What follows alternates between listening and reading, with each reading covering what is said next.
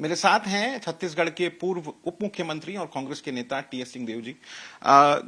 TS जी, सरकार ने आज फैसला किया है कि जो उपभोक्ता हैं जो एलपीजी सिलेंडर्स को इस्तेमाल करते हैं, चाहे वो सब्सिडी वाले हों या जनरल कैटेगरी के लोग हों, उन तमाम लोगों को 50 रुपए ज्यादा पे करने पड़ेंगे। ये पूरे देश भर में कीमतें लागू होंगी। आप इस फैसले को कैसे देखते हैं? अभी महंगाई को लेकर, बेरोजगारी को लेकर और तंग आर्थिक स्थिति को लेकर देश में चर्चा है, जिसे सबके सामने नहीं आने दिया जा रहा है, उन मुद्दों को सामने लाके। और गैस के दाम अगर इसी बीच में बढ़ जाते हैं तो सीधे घरेलू महिलाओं और घर के बजट पे ये भार पड़ता है। 50 रुपए मेरे ख्याल से अक्रॉस द बोर्ड रेट बढ़ा दिए गए हैं। शायद चुनाव नहीं है, चुनाव था तो हमने सुना था कि कुछ कम की बात है, तो ऐसे नहीं होना चाहिए। कारण बताएं, देश को कारण बताएं कि क्या कारण है, हमको क्यों दाम बढ़ाने पड़ रहे हैं। जब घटाने थे तो क्यों नहीं हम घटा रहे थे। दुर्भाग्यपूर्ण।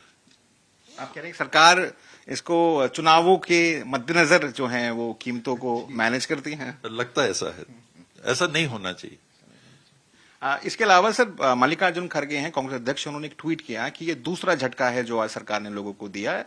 आज ही स्टॉक मार्केट, एनएससी, बीएससी तमाम जो है वो बुरी तरीके से नीचे गिरे। कहा गया कि 19 लाख करोड़ रुपए लोगों के स्वाहा हो गए। इसको भी आप किस प्रकार से देखते हैं? क्योंकि राहुल गांधी ने भी, मुझे ध्यान है, प्रेस कॉन्फ्रेंस करके इस मुद्दे को उठाया था कि किस प्रकार से इन्फ्लेट किया जा रहा है और इसका एक घातक परिणाम हो सकते हैं। इसकी स्थिति आप उस दिन से देखिए जिस दिन चुनाव के पहले 4 जून 2024 जिन चुनावों के परिणाम आए थे, उसके पहले, वोटिंग के पहले ये कहा जा रहा था कि शेयर में इन्वेस्ट करिए।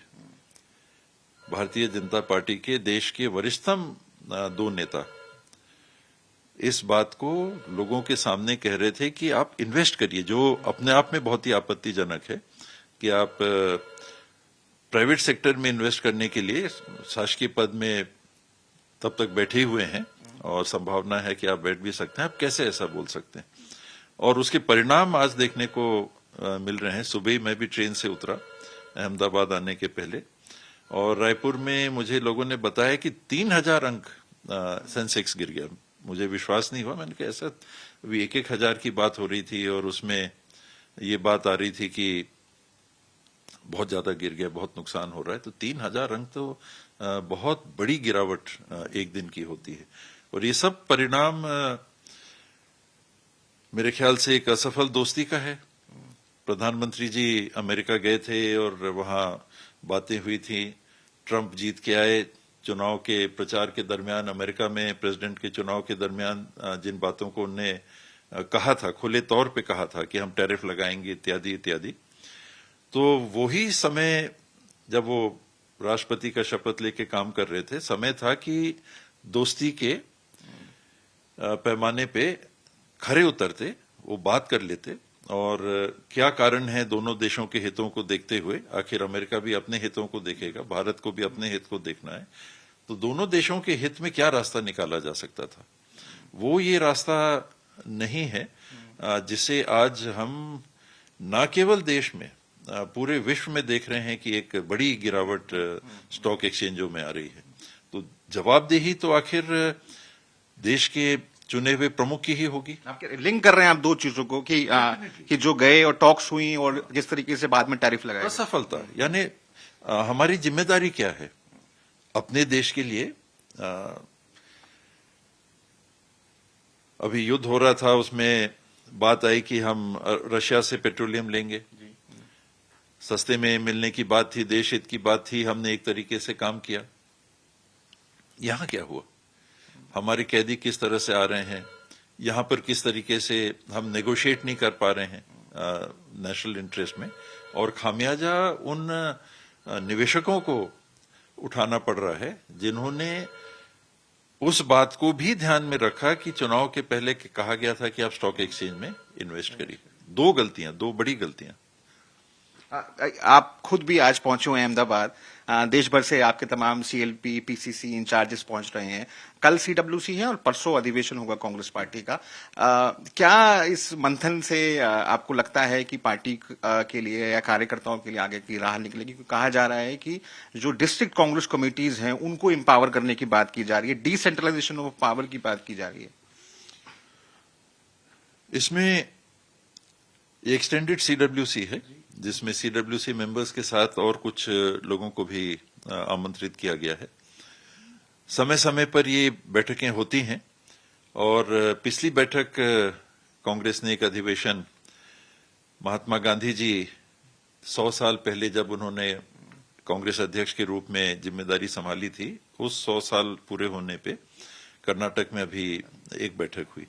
उस बैठक में गुजरात के प्रतिनिधियों के माध्यम से एक प्रस्ताव आया था कि हमारा रिक्वेस्ट है कि कांग्रेस की अगली बैठक गुजरात में की जाए। तो उसी के फॉलो अप में ये बैठक का फैसला हुआ था। वहीं तय हो गया था कि अगली बैठक गुजरात में करेंगे, कहाँ करेंगे, लॉजिस्टिक्स इत्यादि। तो ये अहमदाबाद चुना गया और आज हम लोग यहाँ गांधी जी और पटेल जी की धरती पे हम यहाँ हैं। पार्टी को लेकर कहा जा रहा है ये साल पार्टी को समर्पित है, कार्यकर्ताओं को समर्पित है, संगठन पर काफी जोर दिया जा रहा है। अभी बीच में हमने देखा जनरल सेक्रेटरीज चेंज भी किए गए, कई राज्यों के अध्यक्ष भी चेंज किए गए।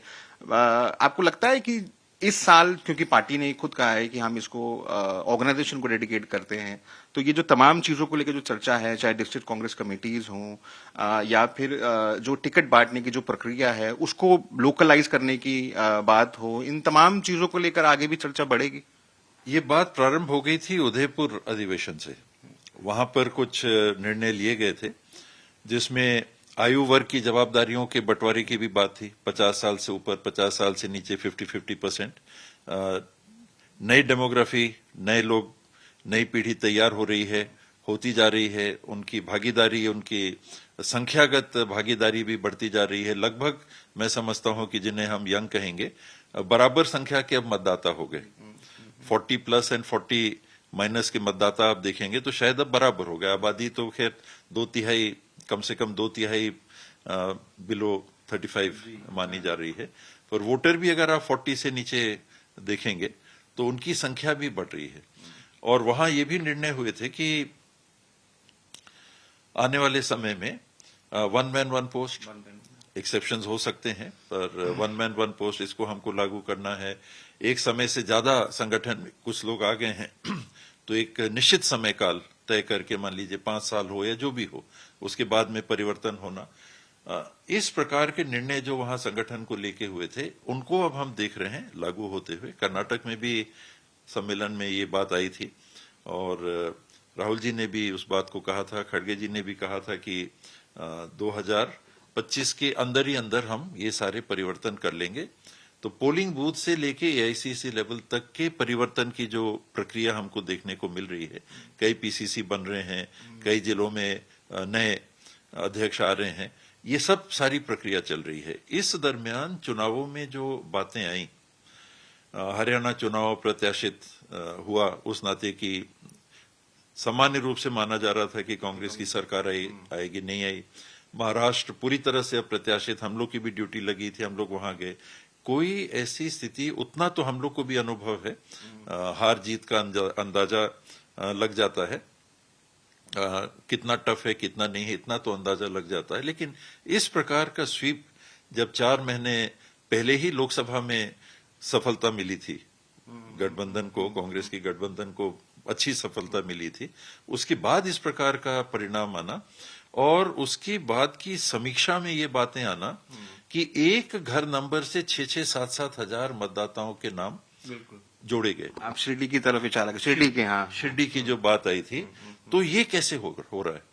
बंगाल से अभी ममता जी और तृणमूल कांग्रेस की तरफ से बातें आ रही हैं कि एक ही एपिक नंबर के मतदाता अलग अलग जगह देशों में रजिस्टर्ड हैं। वहां के ही संदर्भ में ये बात आई कि 2 एजेंसियों को हायर किया गया है, उन एजेंसियों के नाम भी आए थे, अभी मैं तो भूल रहा हूं नाम, कि उनको हायर किया गया है मतदाता सूची में नाम अंकित करना इत्यादि को लेकर। तो ये इस बात ने भी मैं समझता हूं कि सबको एक तरह से झकझोर दिया कि क्या जिस चुनाव आयोग पे हम विश्वास करते हैं, हम ट्रस्ट करते हैं, कि ऐसा तो नहीं हो सकता। आपने लीगल डिपार्टमेंट भी बनाया जिसका नाम ईगल रखा गया है, जो इन तमाम प्रक्रिया और इन तमाम अनियमितताओं को अब देख रहा है। आपको लगता है कि इसको लेकर भी जो रेजोल्यूशंस हैं या जो जब अधिवेशन होगा या जब सीडब्ल्यूसी है, इन तमाम चीजों को लेकर भी चर्चा होगी, संभव है? होगी, जरूर होगी और होनी ही चाहिए, क्योंकि अब बातें एकदम दूसरी दिशा में चली जा रही हैं। अगर चुनाव का तंत्र संवैधानिक तौर पे जिनको सौंपा गया है, जिसको हम इलेक्शन कमीशन ऑफ इंडिया मानते हैं, कहते हैं, वहां ही अगर इस प्रकार के व्यवस्था को बना दिया जा रहा है कि अगर पारदर्शिता बतौर या जानकारी बतौर ये मांगा जा रहा है कि पोलिंग बूथ में जो लोग वोट डालने के लिए आए, सीसीटीवी कैमरा लगे हुए हैं, उसकी हमको जानकारी दीजिए। ये कहा जा रहा है कि वोटर लिस्ट है, उसकी हमको जानकारी दीजिए, ऑथेंटिक जानकारी। मैं छपवा के वोटर लिस्ट ले आऊं, कोर्ट में या बाकी जगह कहां स्टैंड करेगा? तो हम इलेक्शन कमीशन से मांग रहे हैं कि आप जो सप्लाई करेंगे जानकारी वो ऑथेंटिक होगी। उससे हम फिर कंपेयर करते हैं कि क्या बात है।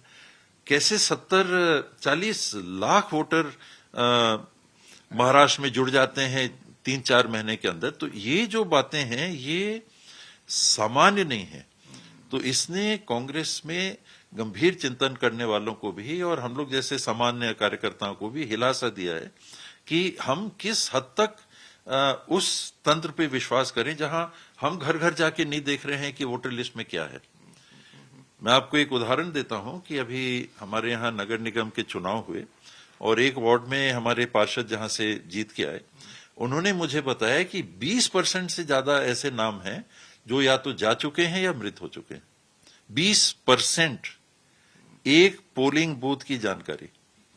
तो उससे हम लोगों ने भी ये प्रक्रिया चालू ही कर दी थी। अब ये अध्यक्षों की बैठक में भी हम लोग देख रहे हैं कि चालू है कि वोटर लिस्ट की कॉपी अभी इलेक्शन कमीशन से जो मिली है उसको सर्कुलेट करके हम लोग चेक करवा रहे हैं कि कहाँ क्या स्थिति है। मेरे जिला कांग्रेस कमेटी के अध्यक्ष ने मुझे एक अनुभाग का इंचार्ज बनाया, यानी जिस पोलिंग बूथ में मेरा नाम है उसके एक अनुभाग का सभी को उनने जवाबदारी दी थी कि भाई कोई उतना टाइम निकाल के पूरा विधानसभा पूरा प्रदेश तो छोड़िए, अपने एक पोलिंग बूथ में भी हर जगह जाके चेक नहीं करता है।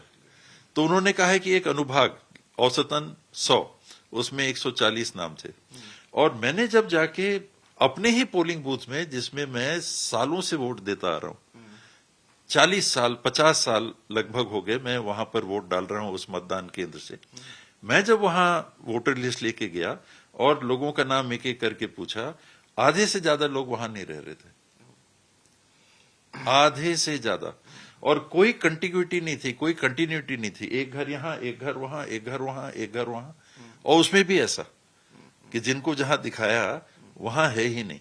इतनी ज्यादा अंतर की बात ये अविश्वसनीय थी। लेकिन मैंने पर्सनली अनुभव किया जब मेरे जिला अध्यक्ष ने कहा कि आप भी बाबा एक अनुभाग का, हम लोग को बड़ी बड़ी जवाबदारियां दी जाती हैं, पर उन्होंने कहा कि एक अनुभाग, हाँ, कि वहां जाके आप भी जाते। मैं गया और ये स्थिति है। तो उससे कभी लगता है कि नहीं शायद यहीं ऐसा हो और जगह ना हो।